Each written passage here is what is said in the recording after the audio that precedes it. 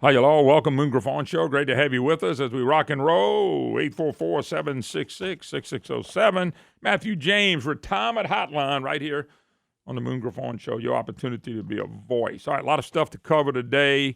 Nothing more important. You know, we've been dealing with COVID, and then, of course, vaccine mandates are popping up left and right. The President of the United States. We've had other organizations and other things that have happened through the state of Louisiana, and there's been some lawsuits that have been filed. We are welcome back Jimmy Faircloth, who's an attorney, who I think, Jimmy, you've helped file a couple of those suits right here in Lafayette dealing with Lourdes and Ochners. So anyway, first of all, welcome back to the program. Good morning, Moon. Thanks for having me. Yeah, let's just talk about the suits. I actually got a chance to read the suits. They're very similar. Might be a tweak or two here, but they're very similar. Let's talk a little bit about the suits and what are the suits for? What are they designed to do? And let's talk about that before we get into any kind of detail of it. Yeah, what the suits are is they seek an injunction to protect these particular plaintiffs of what we think are unlawful restrictions by their employer on their personal health, on the right to make decisions about your personal health. That's really at a basic level what they are. They're based on Louisiana law exclusively. They don't implicate any federal laws. Right now there are no federal laws. There's just talk about federal law. You know, there might be a federal rule. But right now these are about what exists on the books. And what exists on the books is you have employers who are mandating vaccines, and I believe that offends the Louisiana Constitution and Louisiana statutes and the cases that have interpreted those. So that's at a very basic level what the suit is, and I think we're right. What the suits are designed to do is, you know, Moon, there was a time when I naively thought, you know, I'll draft a really authoritative lawsuit and I'll file it and everybody will read it and the press will report it fully and they'll say, oh my God, he's right on the law, you win. And I'm a veteran of these types of battles. It's an incremental process. You read the lawsuit. It's very, very dense. There's lots and lots of authority and data in that.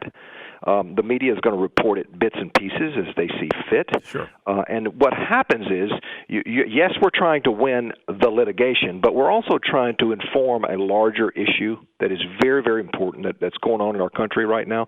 And so there's a big, much bigger fight that's happening. And this lawsuit is just one kind of chess move in that process. You know, one of the questions I'll ask you, and you may can answer this, you may not, why are businesses, now hospitals are so tired with government now, it's not even funny, let's just be blunt, but why are businesses in general jumping up saying, I'm a mandated vaccine? You know, you read in the newspaper once again, it's because they want to stay open. Nothing to do with that. Why are they jumping up and down?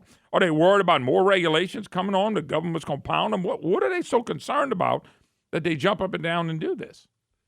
I don't know, Mo. That's a great question because we've seen the whole spectrum. You're right. Hospitals are so tied into the funding. The federal government has the stick. They can beat those hospitals into submission. So I get that. And then you get some other larger companies like Procter & Gamble recently made an announcement about theirs. Those perhaps maybe not be under the same type of duress, but there's almost like we want to be in the good graces of government by some of these corporate decisions. But then you move it on down to your smaller employers. And when I say smaller, I mean it may be 100, 200, 500 employees.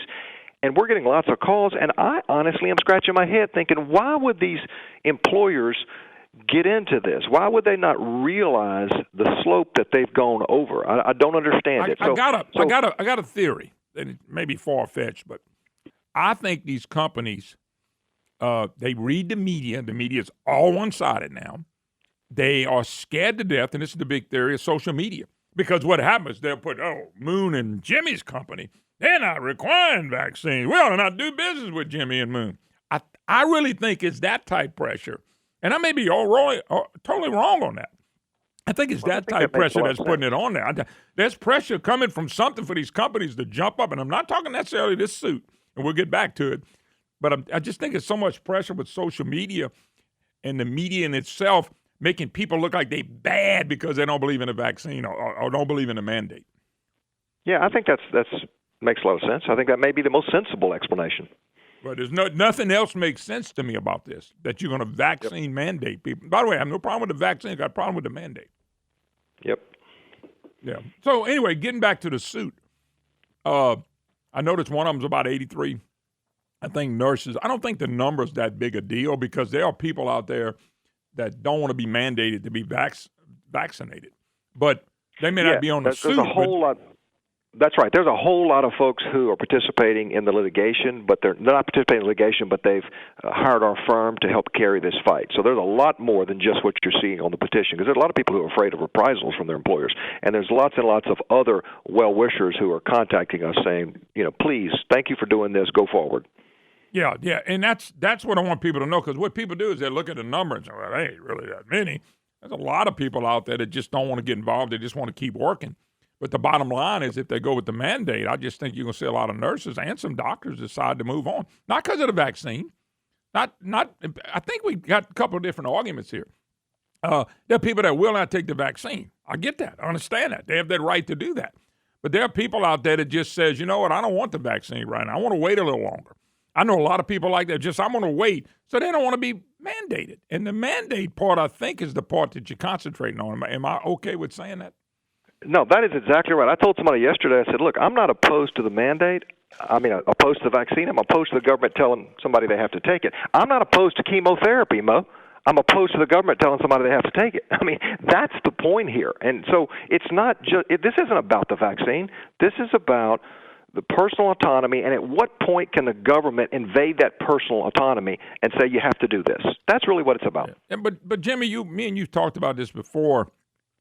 When it comes to abortion, talk a little bit about this in the court cases, and it's your body and it's your limbs, and you can do what you want to do with your body, and nobody can tell you what to do with your body. You bring up abortion, people, whoa, that's already settled. That's not settled.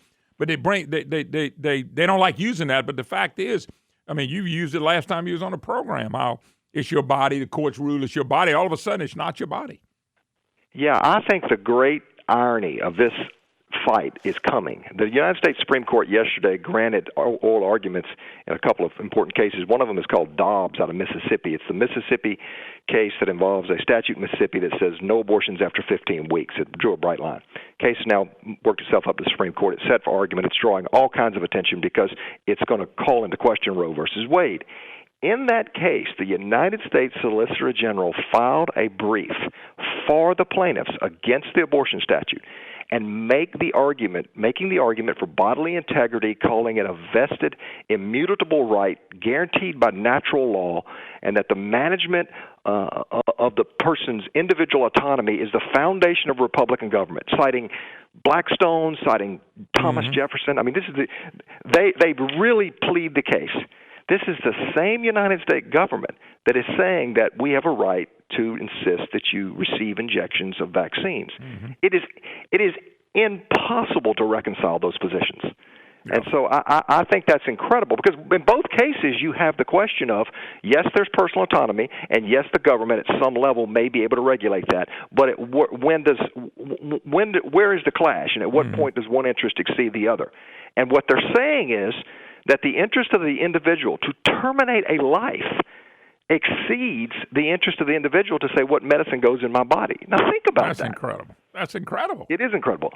There's really nothing to think about when you look at that, but we deal with the left. And when you deal with the left, you deal with crazy. I'm just sorry, you just deal with crazy. And that's what you're talking about. They want to, on one side, they all upset it. Texas passed the heartbeat law. And you hear heartbeat is a baby. Oh, no. I saw where Apple is now going to allow people to leave, pay for them to go out of the state to have an abortion. And they're going to put up money in a lawsuit. But that's science. That's exactly right. That's science, Jimmy. A heartbeat, what does that mean? There's a living person in your body. But they don't recognize it. And Moon, think about what they're really saying, that these states are drawing bright lines to say, here's where life begins. That's very appropriate. That's what civilized society does. This is where we're drawing a bright line, whether it's a heartbeat, whether it's 15 weeks. Yep. And they're saying you can't terminate that life. How is that unreasonable? That makes eminent sense.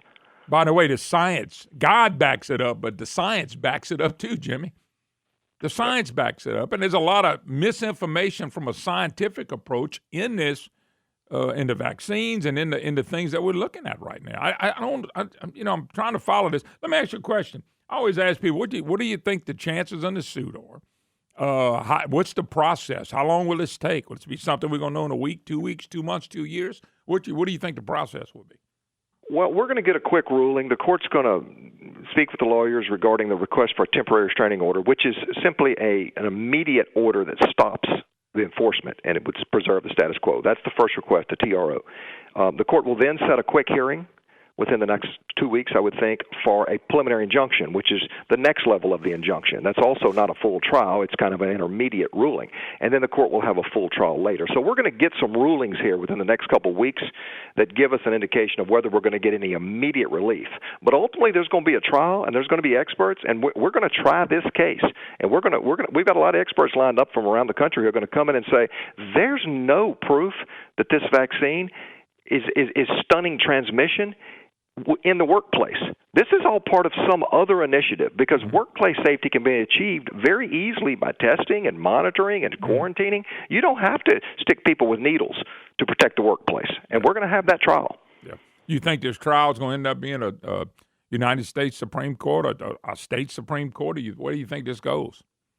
Yeah, if this keeps going, it'll definitely go to the state Supreme Court, because it involves a very, very important issue under state law. The United States Supreme Court, I think the federal cases that are going to be filed are going to kind of dominate the federal branch, the federal courts, and you'll see that eventually at some level. Probably the AGs that are bringing these suits will move up to the Supreme Court, the big Supreme Court. If anybody got any questions about this, Jimmy, real quick, how can they get in touch with you? You can find me online. You can just send me an email. We're responding nonstop to emails, and we're not making people hire us to answer most of the questions. We're trying to be as helpful as we can. We understand this. There's a lot of people that have an interest in this, and we'd like to be as responsive as we can without having to file lawsuits for everybody. All right. Good luck to you, Jimmy Faircloth. Thank you, sir. All right. All right. We'll take a break. More to come. Your calls always welcome on the Matthew James Retirement Hotline. We'll be right back.